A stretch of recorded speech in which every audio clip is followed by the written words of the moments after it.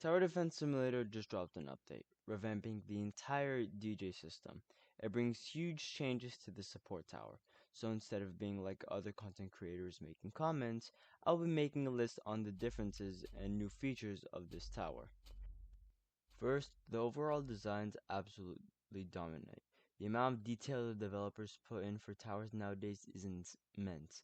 First off, compared to the original DJ, there's a new buff system that involves three tracks, this being range, discount, and strength. Strength is unlocked on level 2. To max out the DJ, it would cost you around $33,500. These tracks are all combined once at max level and are given additional buffs depending on which tracks you have on. Let's start with the most basic track, range. Range is simple, it provides a small buff to your range.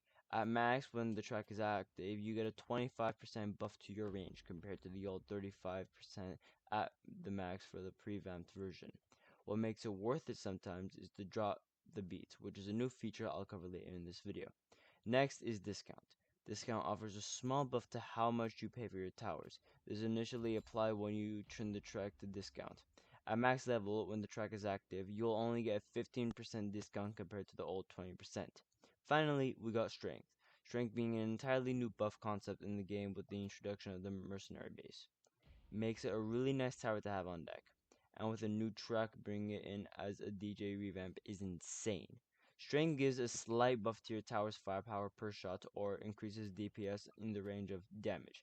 At max, with Trek you're giving the boosting abilities a maxed mercenary base offers. And compared to the price to max a mercenary base with discount, it's still cheaper to grab DJ for this buff. Now with the tracks covered, we can move on to active ability, Drop the Beat. This ability unlocks at level 3 and has its own variation of use depending on which track is chosen when it's used. When active with range, it adds a slowness that scales with your towers and also knocks them back a bit. This slowness maxing out at 40%. Discount offers a similar system, but paying you for how many towers are placed, and maxes out at 2,250 made. Strength was a really creative idea. Think of the Fat Beat from PvZ, which made its way to this game as a form of an active ability. Scaling with towers, it launches 3 strikes to zombies in its range, damaging them and melting defense.